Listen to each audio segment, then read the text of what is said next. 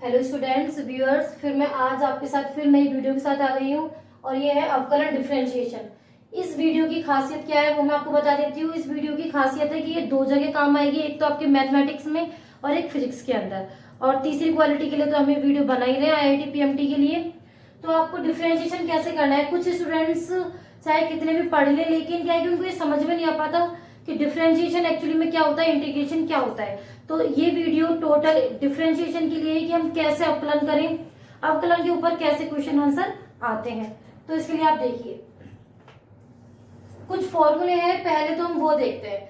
जब भी डिफरेंशिएशन किया जाएगा तो डी अपॉन डी की फॉर्म बनेगी, डी अपॉन डी की फॉर्म बनेगी। यदि आपको बोल दिया जाए कि टाइम के रेस्पेक्ट में डिफरेंशिएशन करना है तो टाइम के रेस्पेक्ट के अंदर होगा डी अपॉन डी टी। यदि आपको बोल दिया जाए पोजीशन के रेस्पेक्ट में डिफरेंशिएशन करता है, position x, D upon D x. तो जिसके रेस्पेक्ट में हम डिफरेंशिएशन करते हैं, जिसके रेस्पेक्ट में अवकलन किया जाता है, उसे हम नीचे लिखते हैं।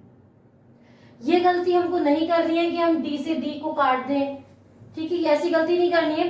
तो डिफरेंशिएशन जिसके रेस्पेक्ट में किया जाएगा उसे हम नीचे लिख देंगे और जिसका किया जाएगा उसे हम ऊपर लिखेंगे। अब जैसे मैं आपको बताती हूं, यहां आ जाए differentiation of x with respect to time. किसी पोजीशन का जो डिफरेंशिएशन है वो टाइम के रेस्पेक्ट में अपने को करना है, तो d upon d. Differentiation of x, x का करना है d x with respect to time. Hindi में लिखना हो तो x का t के सापेक्ष अवकलन। ओके, तो यहां आपने अभी क्या सीखा है कि हम डिफरेंशिएशन को कैसे व्यक्त करेंगे, कैसे इंडिकेट करेंगे और कैसे हम पहचानेंगे कि इस टर्म में टोटल आपको डिफरेंशिएशन करना है। ठीक है, अब मैं इसके कुछ फॉर्मूले बताती हूँ जो सिर्फ आपको यूजफुल होंगे फिजिक्स के अंदर, बिकॉज हम ये मैथमेटिक्स नहीं पढ़ रहे हैं। मैथमेटिक्स में यूजफुल होगा लेकिन बहुत कम लेवल पे, ठीक है, ये स्टार्टिंग है। तो ये हम टोटल फिजिक्स पढ़ रहे हैं तो मैं आपको सिर्फ फिजिक्स में जो फॉर्मूले काम आएंगे उतने मैं आपको समझा रही हूँ। Okay, first formula d upon D x. यदि x के रेस्पेक्ट में डिफरेंशिएशन किया जा रहा है और यहाँ भी x आ रहा है तो ये होगा 1। Okay, second d upon D x और यहाँ पर x की पावर दे दी n। यदि कोई पावर नहीं है तब तो 1 हो जाएगा, यदि आपको पावर दे दी तो आप क्या करोगे, उस पावर को आगे निकालोगे n, फिर इसको वापस लिखोगे x और एक पावर कम कर दोगे। ठीक है, अब इसका मैं एक एग्जांपल बता देती हूँ। एग्जांपल कैसे, यदि d upon D x x की पावर 3 दे दी तो बेटा अभी पावर कितनी है 3, x को ऐसे लिखना है, 3 में से एक कम करना है 2, बस हो गया डिफरेंशिएशन। वेरी सिंपल, कोई समस्या, कोई समस्या नहीं। अगला फॉर्मूला हम ले लेते हैं d upon D x sine x. तो इसका डिफरेंशिएशन आपको पूरा याद करना है। साइन एक्स का जो डिफरेंशिएशन होगा वो होगा कॉस एक्स। अब इन चीजों को आपको याद रखना है। क्यों याद रखना है, क्योंकि जब हम इंटीग्रेशन पढ़ेंगे तो इसका जस्ट अपोजिट होने वाला है। डिफरेंशिएशन और इंटीग्रेशन एक दूसरे के अपोजिट होते हैं। ओके, फोर्थ है d upon D x cos x. Cos x का होगा माइनस साइन एक्स। ठीक है, इस तरीके से कुछ फॉर्मूले हैं जो आपको पर्टिकुलर करने हैं। फिजिक्स में बेसिकली यही काम आने वाला है। यदि और जब वो फॉर्मूले काम आएंगे तो आपको क्वेश्चंस के साथ ही समझा दिए जाएंगे। ठीक है, अब मैं इसका आपको एक कॉन्सेप्चुअली एक क्वेश्चन लेके समझा देती हूँ कि आपको कैसे करना है। ठीक है, एक चीज और ध्यान रखनी है कि यदि आपको कोई कांस्टेंट दे दिया जाए, कोई भी 3, 2, 5, तो उसका जो डिफरेंशिएशन होगा वो 0 होगा। किसी भी कांस्टेंट का डिफरेंशिएशन 0 होता है। ओके, अब हम क्वेश्चन करते हैं।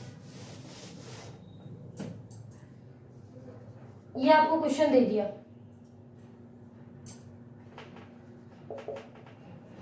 ये कोई फंक्शन है, function of x 5x square plus 2x plus 3 plus sine x. किसके रेस्पेक्ट में करना है, यहाँ x है ना, x के रेस्पेक्ट में होगा। टाइम के रेस्पेक्ट में तो कर नहीं सकते। किसी भी चीज का जो डिफरेंशिएशन होता है किसके रेस्पेक्ट में कर सकते हो, जो चीज दे रखी है। यदि हमसे कोई काम कराना है तो हमारे रेस्पेक्ट में काम कराना होगा ना, ये थोड़ा है मुझसे काम कराना तो किसी और के रेस्पेक्ट में काम कर सकती हूँ, नहीं। तो यदि मैं यहाँ पर एक्स हूँ तो एक्स के रेस्पेक्ट में ही काम करना है, तो डी अपॉन डी एक्स करना है एफ एक्स। और बाय द वे आपके क्वेश्चन के अंदर लिखा हुआ होगा कि किसके रेस्पेक्ट में डिफरेंशिएशन करना है, ठीक है। अब कैसे करोगे, 5 को लिखा आपने 5, सबसे पहले आप अगर ट्रिक नहीं देखी जाए बेसिक फॉर्मूले से करें तो सबसे पहले आप ये स्टेप लिखोगे,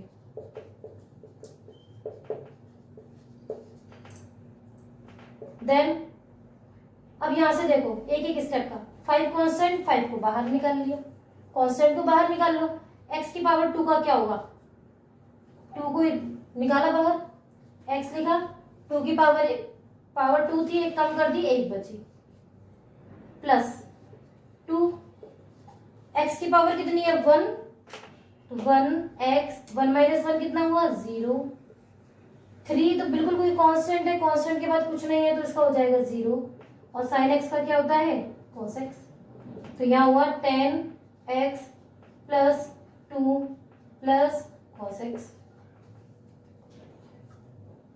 आया समझ में, यह है डिफरेंशिएशन की बात। अब मैं आपको एक छोटा सा फैक्ट बताती हूँ,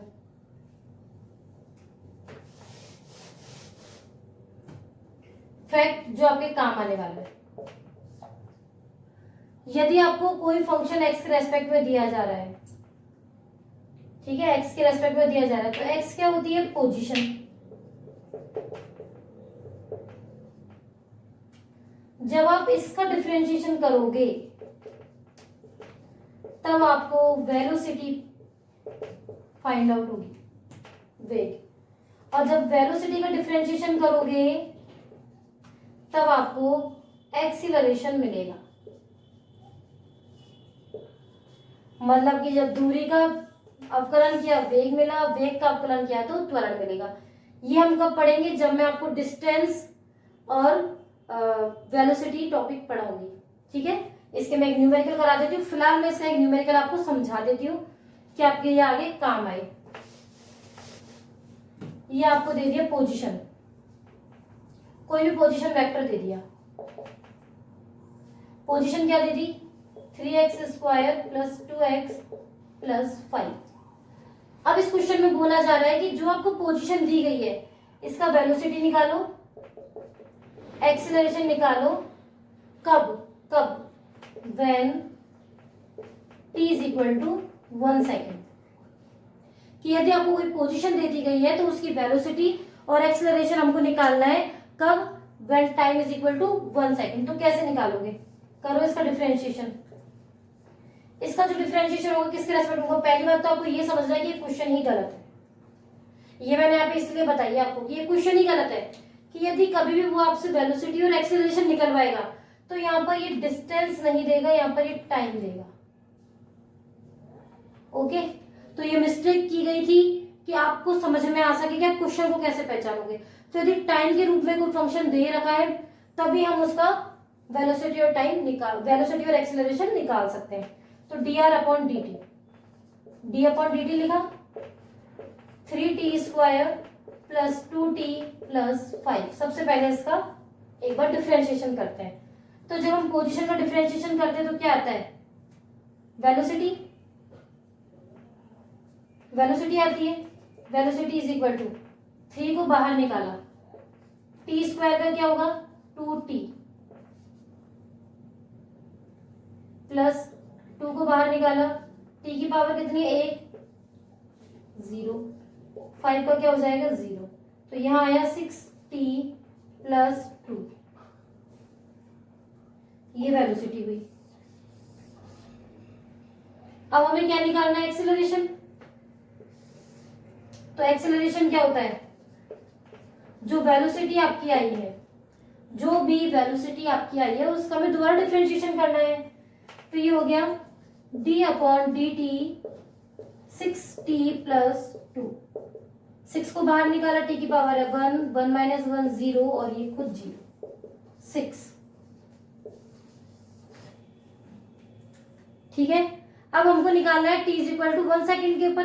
तो अब हम वैल्यू रखेंगे कि velocity at t is equal to 1 second. 6 t कितना है 1 प्लस 2, तो 6 प्लस 2 कितना हुआ 8 मीटर पर सेकेंड। आ गया आंसर। अब कुछ स्टूडेंट क्या गलती कर देंगे कि डायरेक्ट इसके बाद ये वाले टर्म लिख देंगे, फिर इसी का डिफरेंशिएशन करेंगे। अरे how could it possible, possible ही नहीं है। यदि आप टाइम के रेस्पेक्ट में कोई चीज नहीं निकाल सकते तो फिर उसका आंसर कैसे निकल सकता है, कभी नहीं निकल सकता। तो यदि आप इस स्टेप के बाद डायरेक्ट ये स्टेप कर देते तो कभी भी ये टर्म एक्सेलरेशन की नहीं आएगी। यही मिस्टेक करते हैं, यहाँ पर आंसर निकाल के छोड़ देते हैं, फिर कहते हैं मैम एक्सेलरेशन तो 0 आ गया। भाई आएगा ही, आपने टाइम की वैल्यू पहले रख दी। तो सबसे पहले टाइम के रेस्पेक्ट में जो काम है उसको करो, फिर टाइम की वैल्यू रखो। अब रखेंगे हम, तो यहाँ पर 6 का 6 आएगा क्योंकि टाइम है नहीं। 6 मीटर पर सेकेंड स्क्वायर। यूनिट तो बहुत कंपलसरी है, यूनिट आप जरूर जरूर लगाओगे। ऐसा ही क्वेश्चन हम बाद में भी करेंगे जब मैं आपको वेक्टर्स पढ़ाऊंगी कि वेक्टर और स्केलर क्या होते हैं। ठीक है, तो अभी के लिए इतना ही, इसको अच्छे से कीजिए और यदि कोई प्रॉब्लम हो, कोई क्वेश्चन हो तो आप मुझे बताइए, कमेंट में कीजिए। ठीक है, तो आज का अपना टॉपिक है इंटीग्रेशन, समाकलन। ठीक है, तो इससे पहले हमने डिफरेंशिएशन किया, अब उसका ही एक अपोजिट वर्जन है इंटीग्रेशन। जैसा डिफरेंशिएशन के लिए वैलिड थे सारे रूल, वही इंटीग्रेशन के लिए वैलिड है। ठीक है, वैलिडिटी का इन द सेंस कि मैथ में काम आएगी, फिजिक्स में काम आएगी, फिजिक्स में काम आएगी आपके आईआईटी पीएमटी में वेलोसिटी फाइंड आउट करने में, एक्सेलरेशन, फोर्स, ये सारी चीज फाइंड आउट करने में काम आएगी। कभी भी डायरेक्ट क्वेश्चन इंटीग्रेशन से नहीं आता है, इंटीग्रेशन से क्वेश्चन आता है जैसे कोई भी क्वेश्चन आ गया उसके बीच में आपको इंटीग्रेशन फॉर्म करके आंसर निकालना है। ठीक है, तो छोटे छोटे पॉइंट्स हैं कि अब बड़े लेवल पे आप काम कर रहे थे लेकिन छोटे छोटे पॉइंट्स रह जाते, तो ये वो छोटे पॉइंट्स में से एक पॉइंट है इंटीग्रेशन। ठीक है, अब इसको कैसे रिप्रेजेंट करते हैं, डिफरेंशिएशन को डी अपॉन डी की फॉर्म में रिप्रेजेंट करते थे, यहां हम इस टाइप से रिप्रेजेंट करते हैं। ये एक स्नैक व्हील बनता है और जो भी चीज का आपको डिफरेंशिएशन करना है, एक्स का करना है, एक्स लिख दिया, किसके रेस्पेक्ट में, डीएक्स के।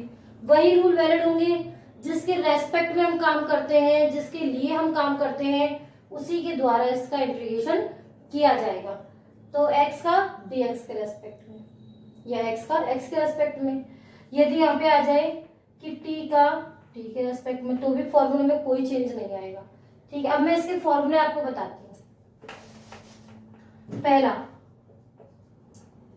यदि यहाँ आ जाए x या फिर यहाँ पर एक का डिफरेंशिएशन कर, एक का इंटीग्रेशन करना हो, सिर्फ एक का, तो एक का होगा जब भी कोई एक संख्या है, एक ओनली 1, तो 1 को लिखेंगे, साथ में इंटीग्रेशन डिफरेंशिएशन एक दूसरे के अपोजिट है, कट हो जाएंगे, x बचेगा, मतलब कि x आएगा।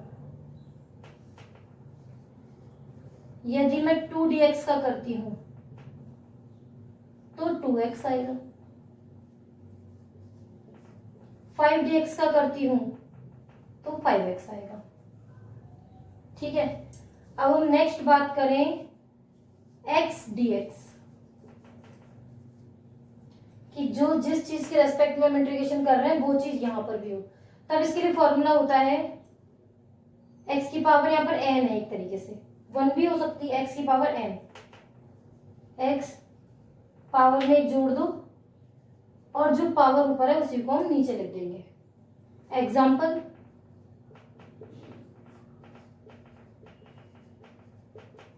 x पर पावर कितनी है 1, जब कुछ नहीं होता तो 1 होता है, 1 plus 1 upon 1 plus 1, x square upon 2।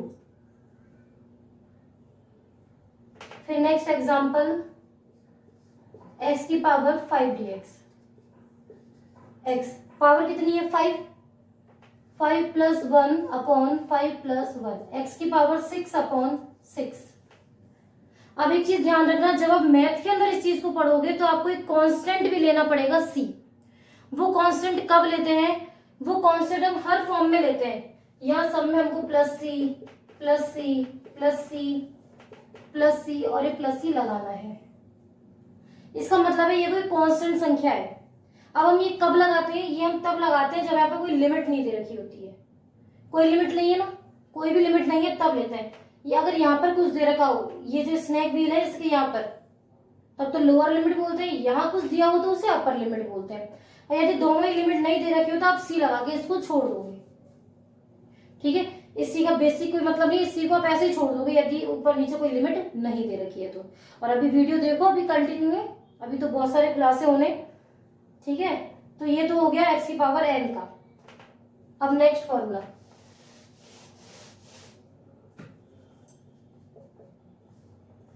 cos x dx, तो ये होगा sin x plus c constant. यदि आपको sin x दे दिया जाए तो इसका होगा minus cos x plus c। ठीक है, cos x का क्या होगा sin x प्लस c, और sin x का क्या होगा माइनस cos x। अब आपको कुछ याद आ रहा होगा, जब हमने डिफरेंशिएशन किया था तो उसमें sin x का जो डिफरेंशिएशन था वो cos x था, और cos x का माइनस sin x था। यहाँ हो रहा है अपोजिट। मैंने आपको कहा था कि डिफरेंशिएशन इंटीग्रेशन एक दूसरे के अपोजिट होते हैं, तो देखो हो रहा है अपोजिट। तो हमें चीजें आएंगी, बहुत अच्छे से आएंगी, लेकिन कब आएंगी? जब हम इसको एक नियम के अनुसार, क्रम के अनुसार पढ़ेंगे। यदि हमने बस आज कुछ उठा लिया, आज कुछ और उठा लिया, आज कुछ और उठा लिया, आज किसी और टीचर के लेक्चर देख लिए, ऐसे काम नहीं चलेगा। आप किसी एक पर भरोसा करके अपना काम पूरा करो। तो आपको एक एक स्टेप वो अपने अकॉर्डिंग बताएगा, आप उसके अकॉर्डिंग पढ़ोगे, आपको ऑलरेडी अपने आप में ग्रोथ फील होगी। लेकिन यदि आज आपने कुछ और पढ़ लिया, आज कुछ और पढ़ लिया, तो ऐसे काम नहीं चलेगा। कंटिन्यूअसली काम करना पड़ेगा, तब तो आप हर चीज कर पाओगे। यहाँ टीचर का कोई इतना बड़ा रोल भी नहीं होता कि टीचर बहुत ही ज्यादा शानदार हो, ऐसा कुछ नहीं है। कोई भी एक टीचर हो जिसकी आपको पूरी लैंग्वेज समझ में आ रही है, आप उससे पढ़ सकते हो आसानी से। ठीक है, और भ्रांतियों से दूर रहे, आपको तो अपनी पढ़ाई पे ध्यान देना है। तो ये हो गया। अब मैं इसके ऊपर आपको क्वेश्चंस बताती हूँ। लिमिट लगाना मैं अभी आपको सिखाऊंगी, लेकिन उससे पहले क्वेश्चन सीखो। फंक्शन ऑफ एक्स दे दिया, ये x square plus 2x plus 1, x के रेस्पेक्ट में करना है। ठीक है, एक्स पावर कितनी है 2 प्लस 1 अपॉन 2 प्लस 1। एक चीज ध्यान देने की और है बेटा, अगर यहाँ पर x है तो यहाँ पर भी x होना जरूरी है। यदि यहाँ पर x नहीं है तो हम डिफरेंशिएशन इंटीग्रेशन कुछ भी नहीं कर सकते। ठीक है, प्लस 2, x की पावर कितनी है 1 प्लस 1 अपॉन 1 प्लस 1 प्लस 1 है तो 1 का क्या हो जाएगा x। अब देखो इधर क्या बचा, प्लस c तो लगाना है, x की power 3 upon 3, 2x square upon 2 plus x plus c, 2 से 2 कट गया, क्या बचा x की power 3 upon 3 plus x square plus x plus c। ठीक है, अब मैं आपको लिमिट वाला पोर्शन बता देती हूँ कि लिमिट कैसे लगाओगे आप। देखिए, छोटा सा क्वेश्चन लेते हैं। यदि ये f(x) है,